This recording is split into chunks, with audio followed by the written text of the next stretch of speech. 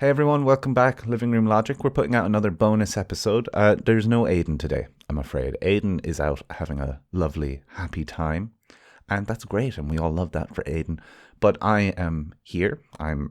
It's Saturday, the 4th of December, and I thought I would put together a bonus episode on my own talking about COVID.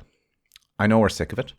I know we're sick of all of the information going on and all of the twisting of what is interpretation and what is facts.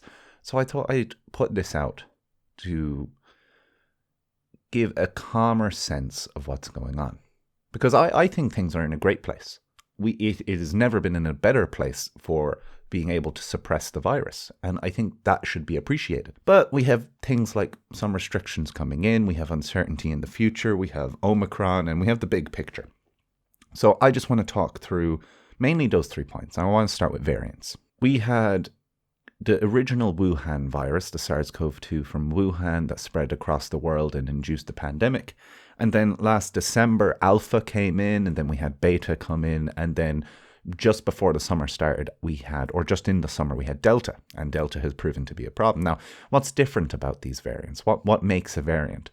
Well, on the surface of the virus, we have spike proteins, which I'm sure we have heard to death of. But what these essentially are keys which go into locks on the cell, open them, and gets the virus into the cell. Okay? So they're essentially keys. A variant has a slightly different key. Okay?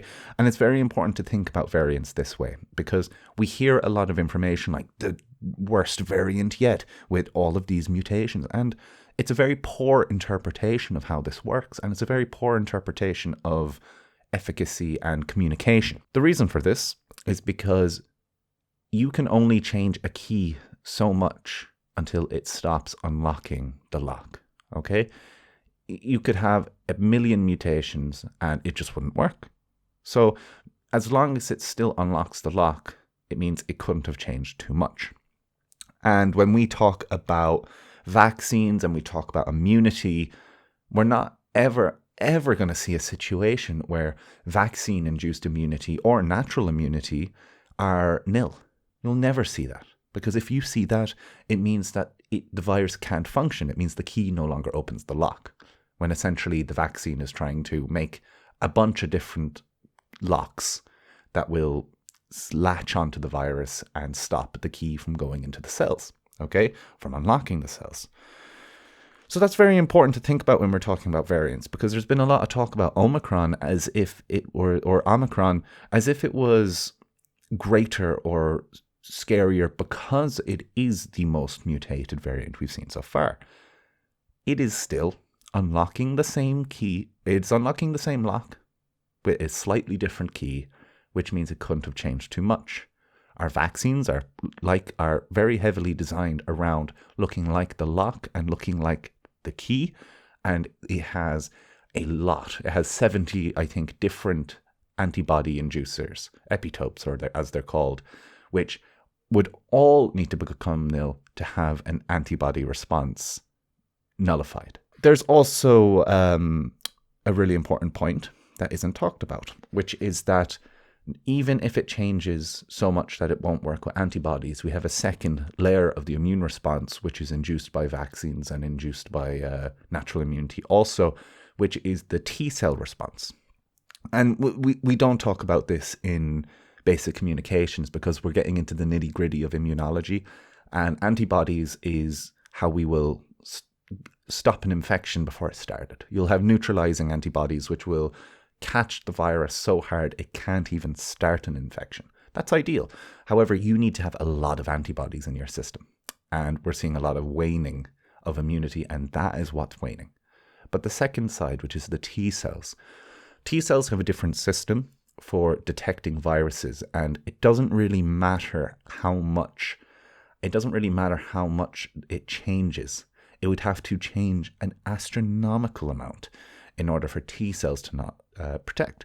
And what's really important about T cells, T cells and B cells, I should include for the scientists amongst the listeners, is they are the cells that are most important for preventing severe illness and death. And the reason that is so valuable is when we look at a pandemic in Ireland, and the stress that we're focused on is how many people are ending up in hospital, how many people are ending up in ICU, and how many people are dying from COVID. Those are the main stressors on the health sector. So we're not too concerned about vaccines losing their ability to protect from the worst of outcomes. But what can happen is that that first response, that antibody response, can become a little dulled. I'm not saying 50% worse. I'm saying a little dulled, maybe 10, 20%. Okay? And that's okay. We're still getting a lot of benefits. It is still doing a massive job reducing transmission. And it is starting to look like the vaccines will be a 3-dose vaccine. Okay, so that'll probably start coming out in the new year. I think in Ireland, we've already done nearly 1 million booster doses, which is incredible. And it's especially incredible because we've gotten those into people who are vulnerable. And again, this is very important. So the early data about Omicron now is that whilst, as I just described, vaccines will still be protective, and anyone telling you otherwise doesn't have the data to back it or to prove it. We have indications that, like I said, might lose a little bit, but we don't have any indications that it won't work. And that is genuinely crazy talk. Early data is indicating that it's more transmissible. It's showing that natural immunity isn't sufficing. Vaccine immunity, as I said, is very wide spectrum. You're not just given one type of spike protein, you're given multiple types of spike proteins, which you build immune responses for all of them, which gives you a much wider spectrum, okay? As opposed to natural immunity, which might be quite specific. We had this back with the beta variant when that popped up, because the beta variant was just different enough that if you had immunity from Wuhan or if you had immunity from Alpha, it wouldn't work anymore. But with Delta, it's more similar. Okay, it's just the funny quirks of the way these things are. But with Omicron, it is definitely looking like natural immunity is 5 times worse. It's hugely evading that. So that's really important to note, because we don't actually know yet if the virus is really, really good at transmitting or if it's just really good at evading natural immunity. And most of the data that we have is coming out of South Africa. Naturally, they found it first. It wasn't there first, but they found it first. And they're going through a wave right now, but they only have 20-30% vaccinated.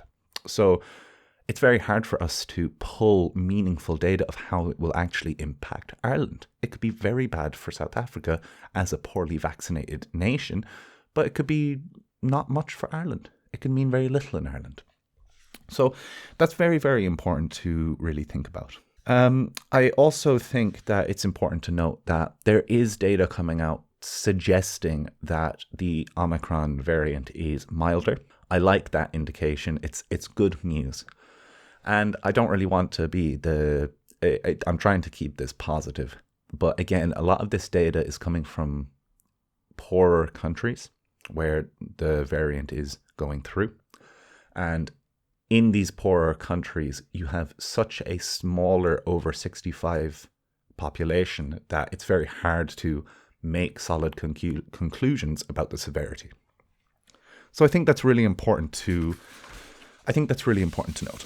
So the main things to worry about Omicron is vaccinated countries will be fine.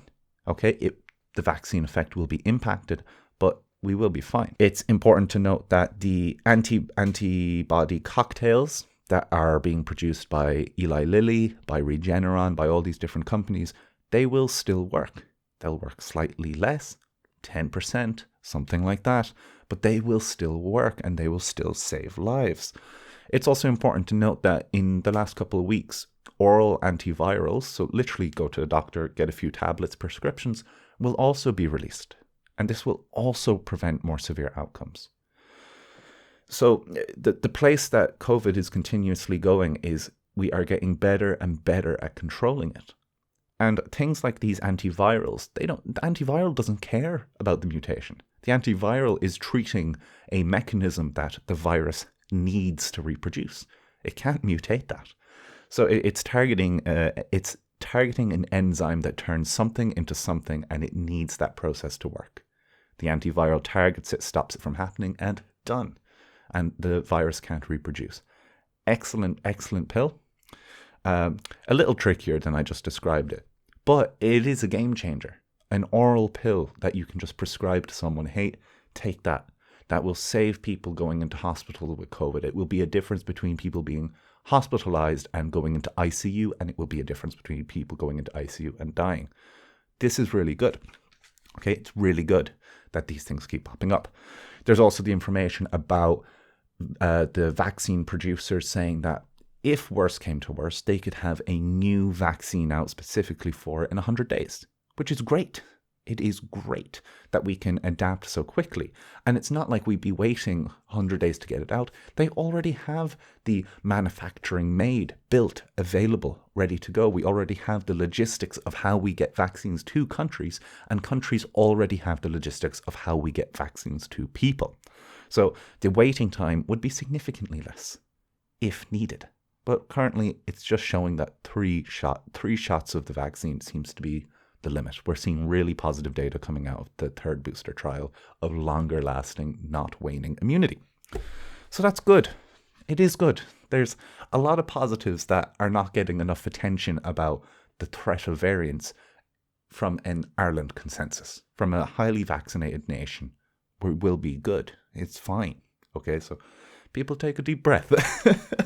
And now I just want to do a quick word on COVID in Ireland itself, because people are understandably frustrated. I think it's been a really, really tough couple years now, nearly 2 full years of this stuff come March, and you have a right to be frustrated, and you have a right to feel hard done by. I do think a pandemic is an impossible situation. I think you're never, ever going to keep everyone happy. But the situation in Ireland is quite good, okay? When we opened up last year, we ended up with an R value, which is the reproductive rate, this is last Christmas, last January, of 2, okay? When we opened up, the growth rate of it went mad, and we saw what happened last Christmas. But this year, in the run-up to Christmas, our growth rate has been quite steady between about 1.2 and 1, which doesn't sound like a lot, but it's massive. It is massive. And I'd say in the next couple of days, we're going to start seeing that dip below 1, and we'll start seeing a decrease in cases. And that's good. We're also seeing a huge, huge effect of vaccinations on fatality rate. In the months of January and November, we had 110,000 cases, give or take. 110,000 cases. In January, it was a complete disaster. And sadly, 1,420 people died. However, with the same number of cases in November, we have seen 160 deaths. And that is a huge, huge effect, which is only really explainable by the protective impact of vaccination. And that is great. That is great, and that is a sign of why Ireland is doing quite well.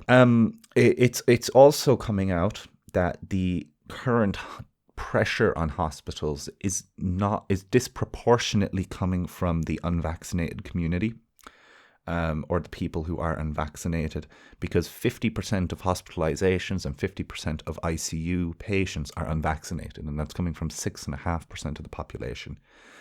So that's something to keep an eye on. If you know people who are unvaccinated, speak to them kindly and speak to them well, and try to inform them, and try to speak to them about getting vaccinated, because it as much as a vaccine is a choice to protect yourself, it does have positive impacts for the whole population and for everyone's lives. However, it's also important to note that this is not an excuse for, oh, I'm vaccinated, I can do what I want. We've clearly seen that now, that after 2 doses of the vaccine, we are protected really, really well from severe outcomes. Deaths, ICU, hospitalizations, all down. Symptoms, down, but not as much as we'd like. And although transmission is suppressed, and it really is suppressed, it's still not below 0.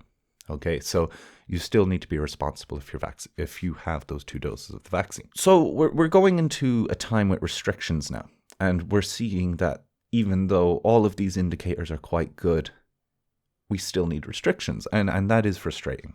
But I want to talk about why this is because last Christmas, we opened up with things generally in a good place, but there wasn't any way of predicting how the growth rate would grow. And the growth rate of the virus is completely down to social behavior. It's completely, if more people are socializing, with different people, you're going to get an increased growth rate of the virus. What wasn't predicted last year was that there's a huge increase in in-house socializing, of intergenerational mixing. It's the only time of year where you will have age groups mixing consistently. You're over 60s, you're under 18s, you're 20, 30, 40-year-olds. You have people bringing their kids to their grandparents, visiting their uncles, their aunts, their cousins, their nephews, all of that. And it's this that we're protecting. Because winter is a very difficult time for healthcare anyway. There's always, and there always have been in Ireland, problems in the winter and December in hospitals, overcrowding and such. And we don't want a situation close to last year, because we all, as people, will want to go home and we'll all want to see our family. And surely we will. But we need to have some restrictions in place to control it. Because come the closing of schools and that Christmas break, we'll probably see, and that's what we're expecting to see, the growth rate increase. But we're trying to prevent it from doing anything bad to the healthcare system. It's not a good time of year for the healthcare system. So we're being cautious. We're also being cautious about Omicron. Omicron is very, again, we don't have data either way, but we don't want to be in a vulnerable position if Omicron comes in and is dangerous. I don't think it is particularly dangerous. I don't think the data is showing that it's going to hurt us too much at all.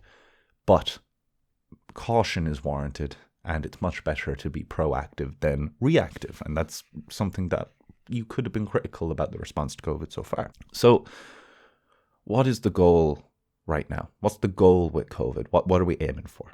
Okay, the goal is to get to a point where even though the virus can spread, it's not spreading exponentially. We're trying to get to a point where for every one case someone gets, they give it to less than one person. So if 100 people get COVID, they give it to 80 people. And if you keep that going, you will eventually have no case growth. And that would be great. And we want to get to that place where we have no restrictions and only passive restrictions. Passive restrictions like vaccination, ventilation. I include masking. I don't like, it's a mask. We will live.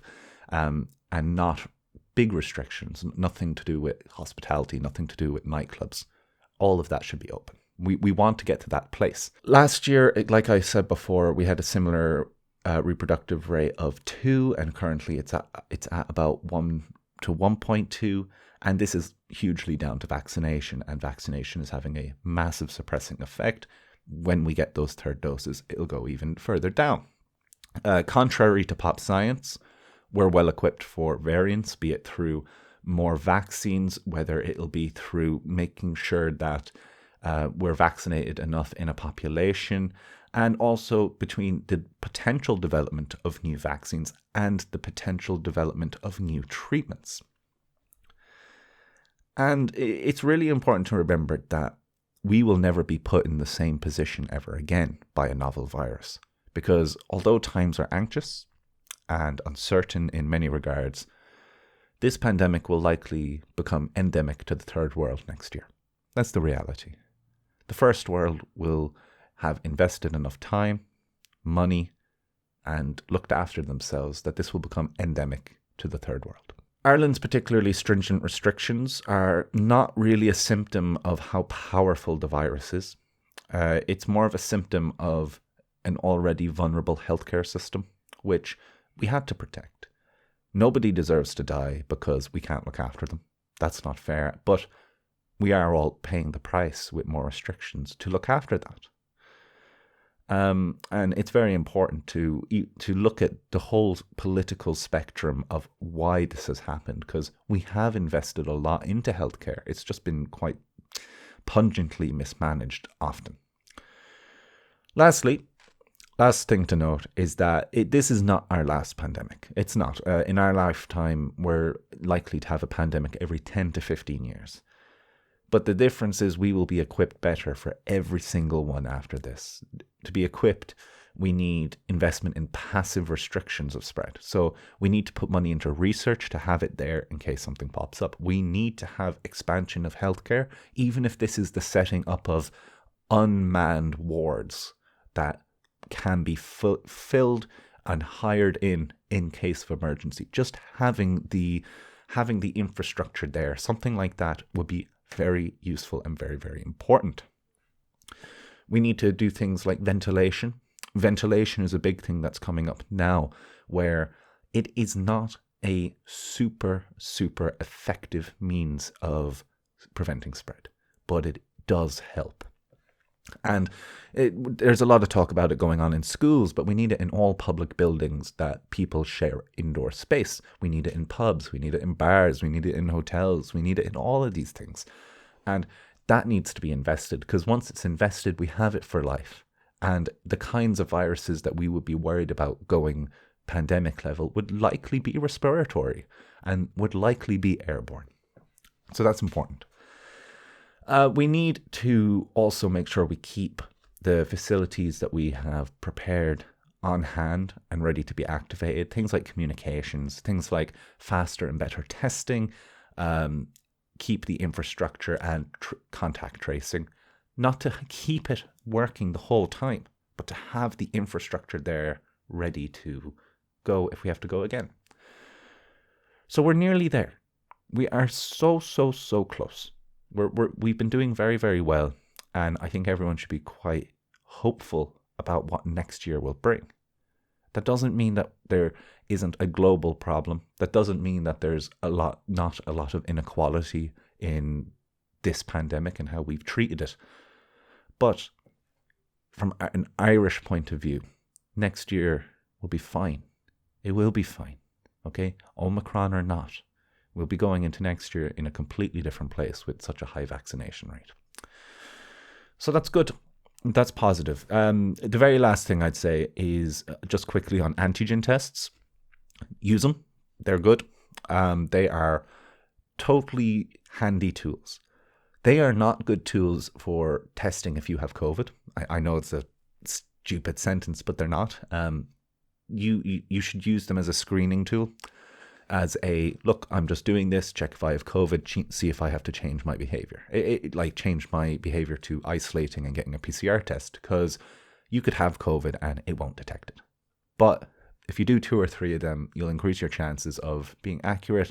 And if you're going to maybe go home for Christmas, maybe do a few days beforehand and make sure you're clean, and do some before you actually go. Same thing if you're going to see your grandparents, an uncle, and aunt. Take a few antigen tests. Better safe than sorry. It doesn't guarantee that it would pick it up if you are bringing it, but it certainly is safe, and it certainly is a good thing to do. Very beneficial, okay? That's all I have to say on this. I think that there's a lot of news going on that hasn't been good. I think there's been a lot of poor communication, and I've been having it's been interesting anyway to try and communicate it more clearly, okay? And I've enjoyed it, and a lot of people have definitely appreciated it, and I appreciate all of you, because it's good that this kind of messaging is getting out. So take it easy. Don't spend too much time watching the news and reading stuff. If anything important pops up, I'll probably put something out on the page anyways. So don't worry too much about it. And I'll let you know if anything changes. Me and Aidan are working on season 2. We recorded a good few episodes now, and we're still recording, and we're hopeful to get the new season with video out in the new year, and that'll be really fun. So thank you everyone for the support, for liking, sharing, enjoying everything we're doing. Thank you to the patrons. They are just stellar in trying to get our project and our passion out further. So thank you everyone. Take it easy, look after yourselves, use common sense, and best of luck. Have a good one.